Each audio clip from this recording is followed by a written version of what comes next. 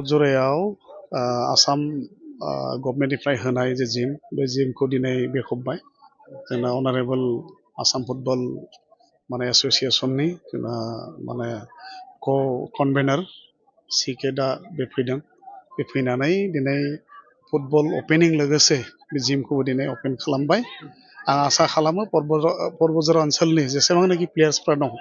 बे प्लेयार्सफ्रा बा फैनानै बे प्रेक्टिस फुटबल प्रेक्टिसजों लोगोसे जाहाथे बे जिमावबो मोजां माने जिमखौ मोजां खालामनानै जाहाथे माने गावनि फिटनेसखौ जाहाथे मोजां लाखिनो हायो आरोखि फेसिलिटियाथ' बिराद मोजां बे गासैबो दंजोबो जेनेबा बावहाय जेनेबा रान टान खालामनो थाखाय नङा होमबा बे ट्रेडमिल दं ओमफ्राय शारिरिक फिटनेसनि थाखाय बायसान्स जुदि अखा हायोबा बे सिङावनो खारनो हागोन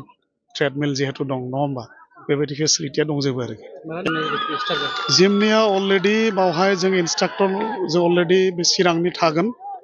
चिरांनि बे इन्सट्राक्टर थागोन कच माने बे इन्सट्राक्टर आरोखि जिमनि थागोन बावहाय जेनेबा जोंना एसे खरसा जिहेतु जों बे कचनि थाखाय खरसा होनांगोन नङा होमबा बे खरसानि थाखाय जेसेबांनाखि बावहाय फैयो बे जिमाव माने प्रेक्टिस खालामनो आरोखि दा बिसोरजों जों सावरायनानै बे कचनि जे खरसानि खोथा दं बे खरसाखौ बेसेबां होजायो बेखौ जों रायज्लायनानै बेखौ एसे एनै बयबो एसे कन्ट्रिबिउसन खालामनांगौ आरोखि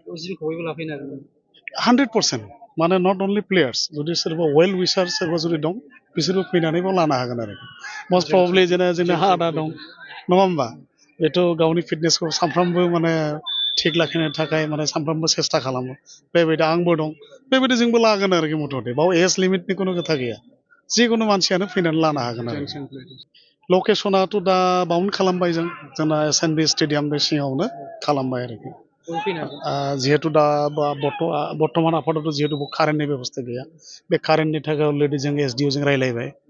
आरो MLA जोंबो रायज्लायबाय MLA आ बाव एसुरेन्स होबाय आरोखि बे कारेन्टनि बेबस्थाखौ गाव खालामनानै होगोन आरो बे कारेन्टनि बेबस्था खालामनाय लोगो लोगो माने जोंना मथा मथि जोंना